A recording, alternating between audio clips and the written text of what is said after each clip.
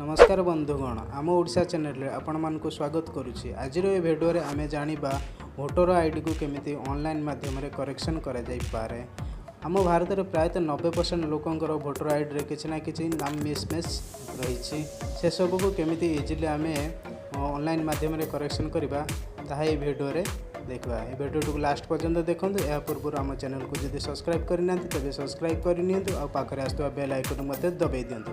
चलतु time waste न करी भिडियो को स्टार्ट करवा। प्रथम आपणकर ब्राउजर ओपन करनी। जदि मोबाइल यूज करते क्रोम को जाइए डेस्कटॉप मोड को चली जातु एवं टाइप करूँ nvsp.in। यापर आपणकर एमतीका एक विंडो ओपन हो। यापर आपण तले लॉगिन रजिस्टर उपर टच करेंगे एवं आपण को एमतीका एक विंडो ओपन हो। एथिरे आपण को अकाउंट को फास्ट रजिस्टर करने को पड़ो। तले रजिस्टर ए न्यू यूजर उपर क्लिक करंतु। यापर आपण को एमतीका एक विंडो देखा मिल। फास्ट एथिरे आपण को मोबाइल नंबर दियंतु जो नंबर ओटीपी जीव आपन को सही नंबर ओटीपी लगेबा को पड़ो। यहाँ पर तले कैप्चा को कॉपी कर नियंतु। यहाँ पर आपन सेंड ओटीपी पर क्लिक करंतु। जो नंबर आपन देइछन से नंबर को ओटीपी सेंड हो और से ओटीपी को एंटर ओटीपी बॉक्स भीतर लगे वेरीफाई कर नियंतु। यहाँ पर I have a pick number ऊपर टिक मार्क लगे दियंतु। पिक नंबर आपण वोटर आईडी रे जो आईडी नंबर अच्छे से नंबर को टाइप करंतु एवं एक गोटे मेल आईडी लगे दियंतु एवं गोटे एक पासवर्ड स्ट्रॉन्ग पासवर्ड दे दियंतु। यहाँ पर वेरीफाई कर नियंतु। एथिरे आपण के अकाउंट रजिस्टर हो सारिबा परे लॉगिन करंतु। जेहेतु मु रजिस्टर कर सारी तेणु लॉगिन करुच्ची। यहाँ पर आपण के एमतीका एक विंडो देखा मिलिबो। एथिरे आपणकर वोटर आईडी आईडी लगातु एवं तले जो पासवर्ड देते से पासवर्ड लगे कैप्चा को एंटर कर नियंतु। यहाँ पर लॉगिन बटन को क्लिक कर नियंतु। लॉगिन को क्लिक कला परे आपण को एमतीका एक विंडो देखा मिल। यहाँ पर आपण राइट साइड रे थिबा फॉर्म विंडो को ओपन करंतु। यहाँ पर आपण को एमतीका एक विंडो देखा मिल। एथिरे 8 नंबर फॉर्म को आपण माने सिलेक्ट कर नियंतु। 8 नंबर फॉर्म को सिलेक्ट कला परे आपण को एमतीका एक विंडो देखा मिल।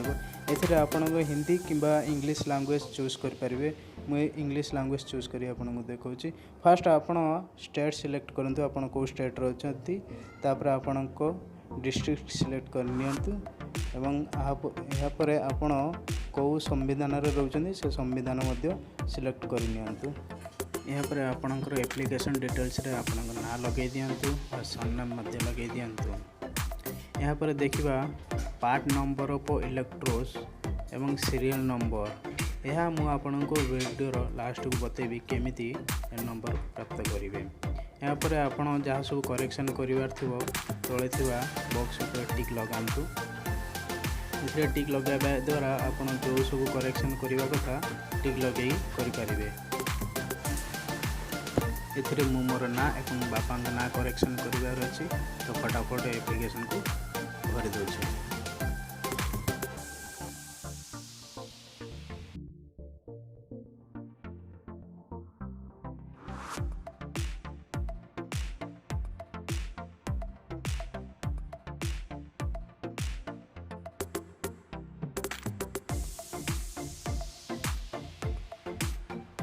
आपणकर ना करेक्शन करने को हेले आईडी प्रूफ रो आवश्यकता पड़ो। तो ये आपण आईडी प्रूफ को अटैच करेंगे। फोटो मध्य करेक्शन करें। फोटो करेक्शन करने के आपको पासपोर्ट साइज फोटो भी लगे पड़े। प्लेस लगे दिंतु जो डेट रे फॉर्म भरिए से डेट लगे देकी कैप्चा को एंट्री कर दिंतु।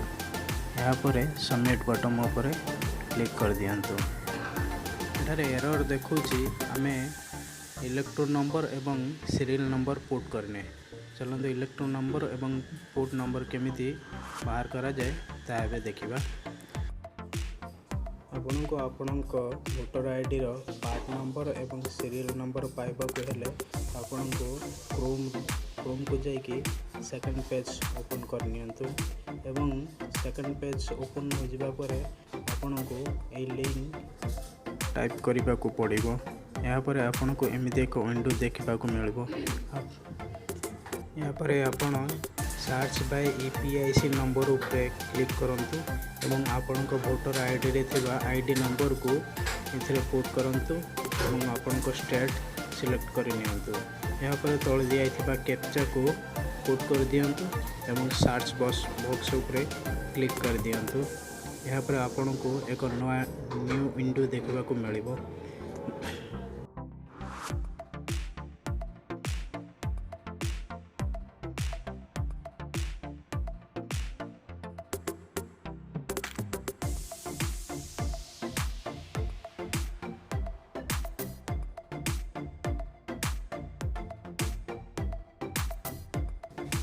यहाँ पर आपन तले थिबा व्यू डिटेल्स ऊपर क्लिक करंतु एवं आपनकर डिटेल्स बाहर की चले आसीबो। एथरे आपनकर पार्ट नंबर एवं सीरियल नंबर को कॉपी कर नियंतु एवं कॉपी करनेबा परे आपनका एप्लिकेशन फॉर्म रे ए नंबर को पुट कर दियंतु।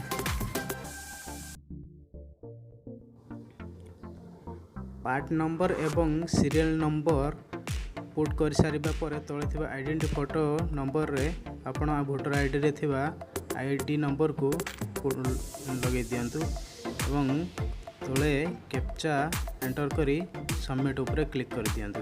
यहाँ पर आपन को एमिति एक फॉर्म देखा मिलो। एथरे आपन जहाँ करेक्शन करिबार अछि बैक करिकि करेक्शन करि पारिबे नले सबमिट बटन ऊपर क्लिक करिकि आपन नेक्स्ट पेज को जाई पारिबे। सबमिट ऊपर क्लिक कला परे आपन को एमिति एक पेज देखा मिलिबो।